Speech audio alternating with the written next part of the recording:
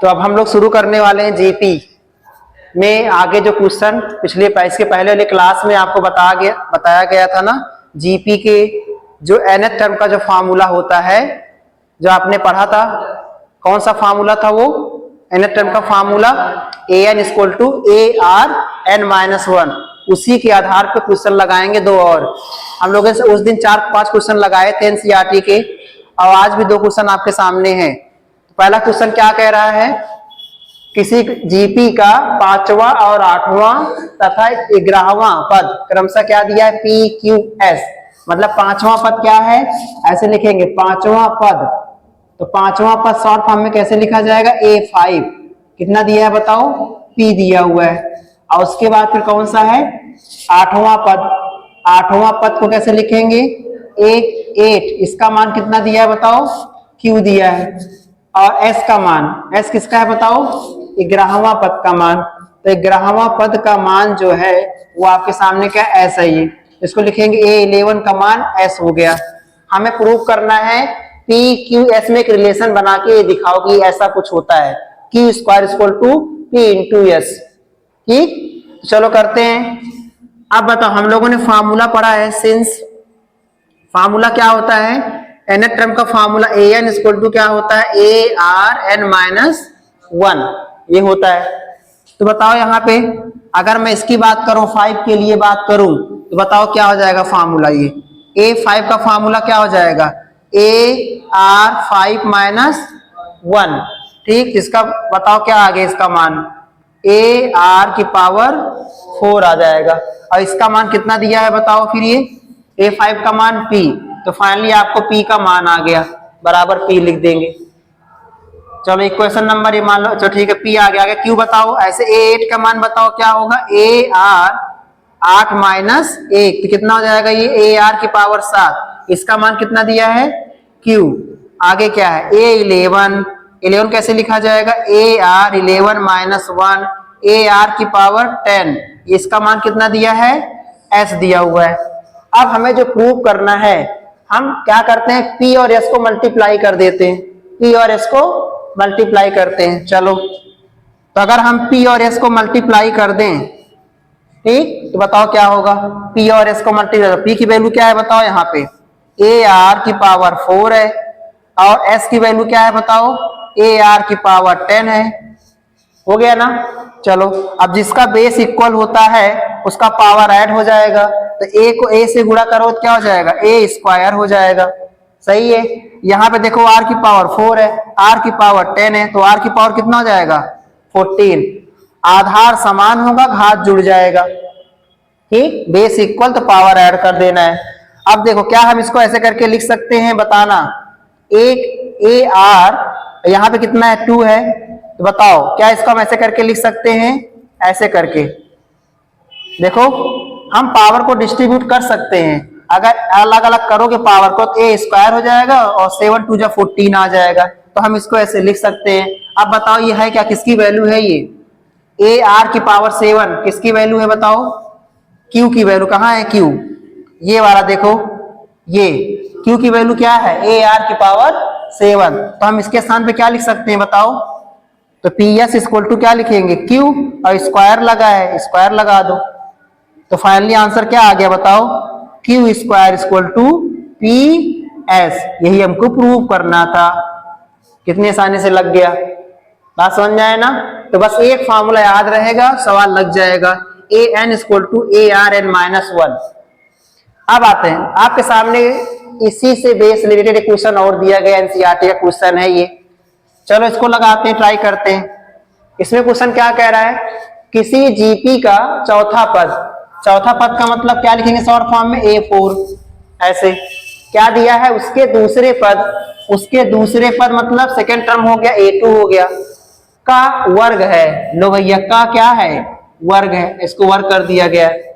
चौथा पद, fourth term is the square of the second term. चौथा पद दूसरे पद का क्या है? स्क्वायर है। अब और क्या दिया हुआ है बताओ? प्रथम पद का मान क्या है? -3 दिया हुआ है।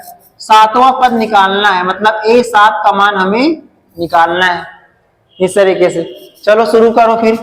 अब फार्मूला जानते हैं फिर से वही, सिंस ए एन क्या होता है, A R N minus one, ये फार्मूला होता है। ठीक, चलो अप्लाई करो फिर यहाँ पे। तो क्या हो जाएगा, A4 के लिए लिख के दिखाओ, A4 के लिए तो ए आर की पावर 4 माइनस 1, ऐसे इसके लिए लिख के दिखाओ। इसके लिए तो क्या हो जाएगा, ए आर 2 माइनस 1, और यहाँ पे क्या लगा है, स्क्वायर लगा है। भाई हमको A7 का मान निकालने के लिए क्या क्या चाहिए, A चाहिए और R चाहिए। A तो पता है ना, बस हम R निकाल लेता हूँ। R निकालने के बाद यहाँ वैल्यू पुट कर देंगे, इसके मान में आ जाएगा। चलो क्या हो गया, ये AR की पावर 3 हो गया इक्वल टू, चलो अलग अलग सेम इसको भी, यहाँ 2 में से 1 माइनस करो तो 1 ही आएगा, तो 1 तो लिखेंगे नहीं, ऐसे कर दिया गया। अब पावर को डिस्ट्रीब्यूट कर दो, पावर को अलग अलग करके लिखो। कैसे लिखोगे इसको, AR cube A square R square, ऐसे करके। तो बताओ यहाँ पे ये A के इससे कट जाएगा, मल्टीप्लाई में है, डिवाइड होके कट जाएगा। R स्क्वायर से एक यहाँ कट जाएगा, एक R तो बचेगा, लेकिन यहाँ पे तो R इक्वल टू यहाँ क्या बचा बताओ, A बचा है। यहाँ पे एक A बच गया और यहाँ पे एक R बच गया, इसका मतलब A बराबर क्या आ गया, R। अब बताओ A की वैल्यू क्या है अपने पास, -3 है, इसका मतलब R की वैल्यू भी क्या होगी, -3 होगा। अब निकालना क्या है, A7, तो हेंस अगर हम A7 की बात करें, कैसे लिखेंगे इसको, AR 7 माइनस 1, तो A7 का मान क्या आ जाएगा, AR की पावर 6, अरे सॉरी AR की पावर 6, सबका मान रखो। चलो A की वैल्यू कितना है बताओ, -3 है, R की वैल्यू बताओ कितना है, -3 है, पावर 6 है। और जब भी किसी माइनस का पावर संख्या सम हो, इवन नंबर हो, अच्छे सम संख्या है, तो माइनस को क्या कर देगा, प्लस कर देगा। लेकिन पहले इसको पावर को ऐड कर लो, यहाँ पावर 1 लगा सकते हो, बेस इक्वल है, पावर ऐड कर दो तो -3 की पावर 7 हो जाएगा। अभी ऑड नंबर हो गया, तो इसका जो आंसर आ जाएगा -3 की पावर 7 कर लो, जितना होगा 3 की पावर 7।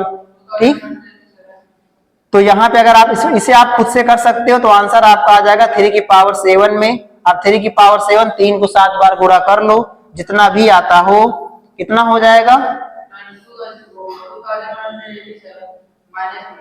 तो -2187। तो इसको आप खुद से अपने आप से करेंगे, 3 को 7 बार मल्टीप्लाई करते रहोगे तो ये आंसर आ जाएगा। ठीक, तो 2 सवाल, ये बेसिक 2 सवाल अच्छे से लग गए हैं। अब पढ़ेंगे इसके बाद हम लोग गुणोत्तर श्रेणी के n पदों का योग के लिए। ठीक, तो आप सभी लोग इसको नोट डाउन करें। Thank you.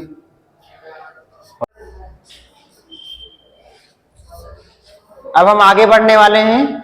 तो n पदों का जो nth टर्म था, उसके लिए फार्मूला हम लोगों ने पढ़ लिया, कुछ क्वेश्चन भी सॉल्व कर लिया है। अब नेक्स्ट हेडिंग क्या है आपका, जीपी में गुणोत्तर श्रेणी के n पदों का योग। अब एक आपके सामने नया फार्मूला आने वाला है जीपी का, कि अगर मान लो सभी टर्म प्लस में हो, तब उनके लिए क्या फार्मूला होगा।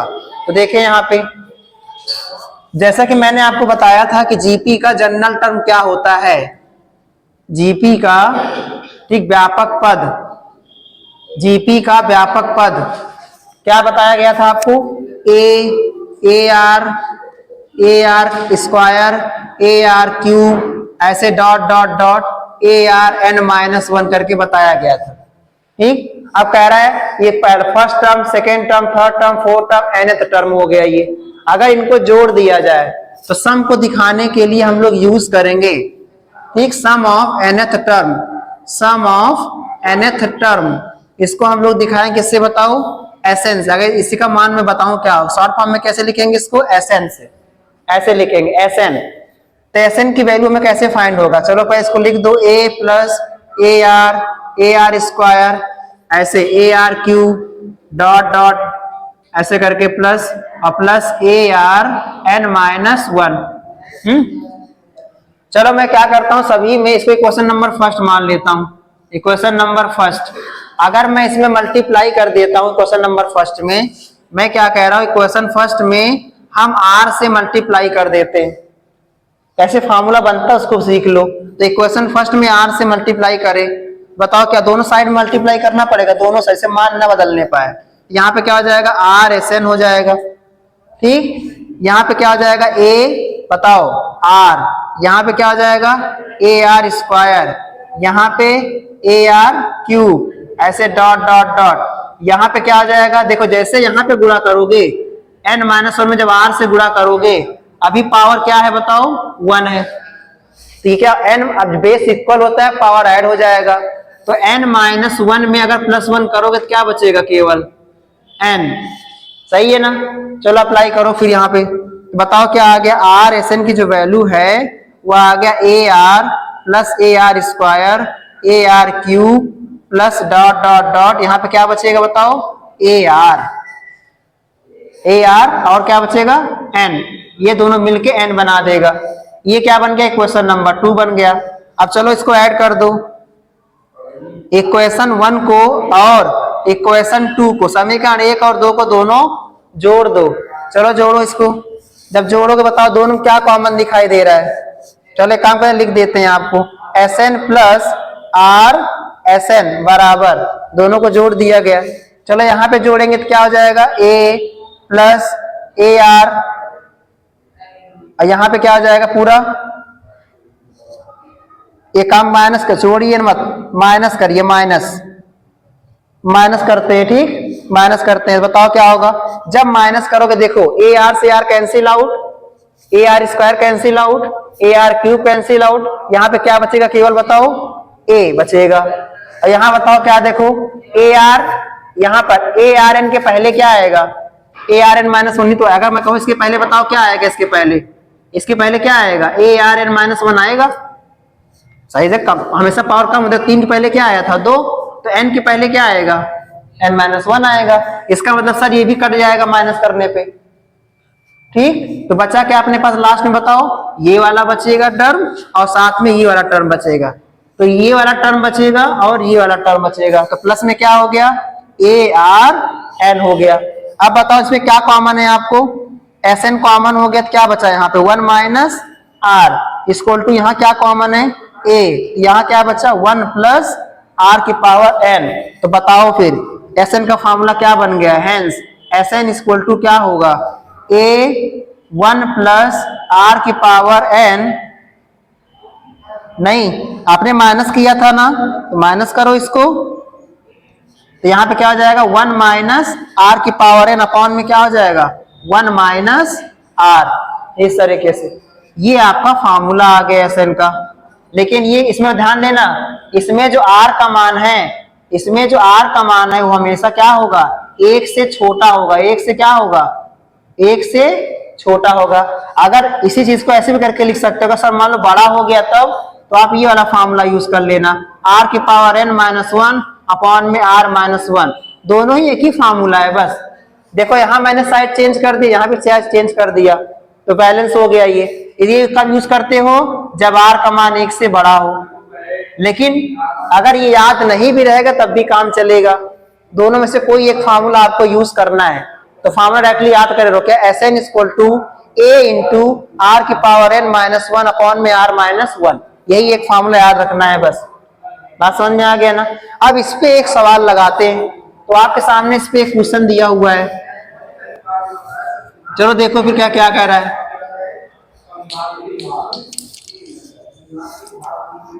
बताओ फिर, इन जीपी क्या है बताओ, प्रथम पद ए का मान क्या है बताओ, 729 दिया हुआ है, 729, सातवां पद 7th टर्म बताओ क्या है, बताओ ये A7 का मान कितना है 64, और निकालना क्या है हमको बताओ S7 निकालने के लिए हमें क्या क्या चाहिए बताओ, हमको फर्स्ट सम चाहिए और कॉमन रेशियो चाहिए, सार अनुपात चाहिए। तो भैया हमको ए तो पता है, बस क्या निकाल लूं, किसी तरह पहले आर निकाल लूं, बस वैल्यू आ जाएगा। आर कहां से निकालूंगा, इस वाले सूत्र से। बताओ since A N equal to क्या होता है, ए आर एन -1 होता है। चलो यहाँ वैल्यू पुट करो, तो A7 की वैल्यू क्या हो जाएगा बताओ, ए आर 7 -1 कितना दिया हुआ बताओ, ये 64 दिया है। तो बताओ क्या हो गया, ए आर की पावर 6 बराबर 64 हो गया। बताओ ए की वैल्यू कितना गिवन है, ए की वैल्यू कितना है 729 हो गया ए की वैल्यू, और ये हो गया आर की पावर 6, ये हो गया 64 हो गया। तो बताओ आर की पावर 6 और ये 64 अपॉन में आ गया 729, हो गया ना। तो बताओ इसकी वैल्यू क्या आ जाएगी। अब इसकी वैल्यू निकालने के लिए इसको चेंज करो, इसे क्या लिख सकते हो बताओ, 2 की पावर 6, क्या लिख सकते हो, 2 की पावर 6 कितना होता है, 64 ही होता है। और ये क्या हो जाएगा बताओ, ये किसका है, ये 3 की पावर 6 है। इसका मतलब सर आर की जो वैल्यू आएगा वो 2/3 की पावर 6, और यहाँ पे कितना था आर का पावर 6। तो जब देखो ये आप कंपैरिजन कर लो, जब पावर सेम है या समझो कि ये दोनों कैंसिल आउट हो गया उधर 1/6 होके, ठीक, घातांक के नियम से। तो आर की वैल्यू कितना आ जाएगा, ये 2/3। तो आर की वैल्यू आ गई 2/3। अब जो निकालना है वो निकालते हैं, चलो। तो बताओ क्या हो जाएगा। तो फाइनली हमारा जो आंसर आएगा S7, पहले फार्मूला बताओ, फार्मूला क्या होगा, Sn इक्वल टू, अब बताओ ये 2/3 एक से छोटा है कि एक से बड़ा है, ये तो लेस देन क्या है, ये एक से छोटा ही है, 0 पॉइंट में कुछ आएगा कैंसिल आउट करने पे, तो एक से छोटा है, तो मतलब ये वाला लगा लेंगे फिर। तो बताओ फिर क्या हो जाएगा, Sn बराबर A1 माइनस आर की पावर n अपॉन में क्या है 1 माइनस आर। तो Sn इक्वल टू, बताओ ए की वैल्यू कितना है 729 है, और आर की वैल्यू कितना है 2/3 है, और n की वैल्यू कितना है, कितना निकला 7, n का मान कितना है, यहाँ पे 7 टर्म निकालना है ना, 7 पदों का योग, तो ये हो गया 7 हो गया, ठीक।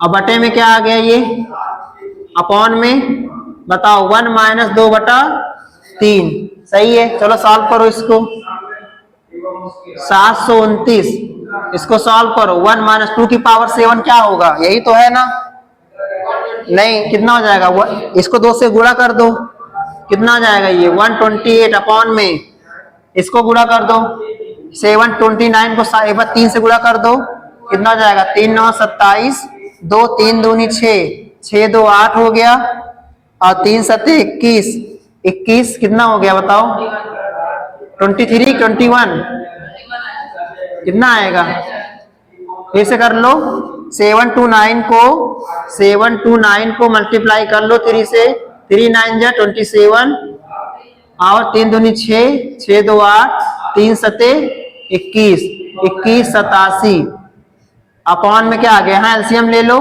3 1 के 3 में से 2 गए 1/3, तो S7 की वैल्यू क्या आ जाएगी, चलो 729, बताओ क्या आएगा, यहाँ एलसीएम लो, तो 21 8 7 में माइनस कर दो 128, तो 17 में 8 माइनस कर दो, इसमें से 128 माइनस करो, 17 में 8 9 हो गया, कितना हो गया, उसके बाद यहाँ 6 में 2 4 हो गया, और बताओ 7 में 2 कितना हो जाएगा, ये 5, और यहाँ कितना बचेगा फिर 0, और ये कितना आ गया 2059 अपॉन में कितना आ गया 2187 अपॉन में कितना है 1/3।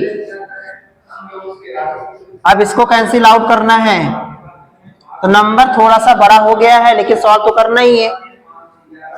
अब ये 729 टेबल में ये आना चाहिए, ये कटेगा, चलो देखते हैं कितने बार कटेगा ये, तो 7 3 से मल्टीप्लाई कर लो, 3 9 27, 2 3 दूनी 6 2 8, और 3 7 21, तो 729 इससे कैंसिल आउट कर सकते हैं कितनी बार, 3 बार में कैंसिल आउट कर सकते हैं, और ये 3 से ये 3 कट जाएगा, ठीक। तो खुद से सिंप्लीफाई करोगे तो चीजें आ जाएगी, कितना बचा आंसर 2059, ये जाके फाइनल आपका आंसर आया है। कैलकुलेशन यहाँ बगल में है, ऐसा दिख नहीं रहा वो कैलकुलेशन, लेकिन ऐसे ही आपको करना है, खुद से करेंगे कैलकुलेशन, ठीक। तो 2 सवाल फिर से बता दे रहे हैं, आपके सामने Sn था, Sn का फॉर्मूला याद रखना है A × 1 माइनस आर की पावर n अपॉन में 1 माइनस आर। इस पे हम लोगों ने एक बड़ा सा सवाल लगाया, ये सवाल जो आपके एनसीईआरटी का था। इस तरह से और अभी सवाल प्रैक्टिस करना है अभी, और उसके बाद फिर आपका मैं और डाउट बताता हूँ, नोट करिए।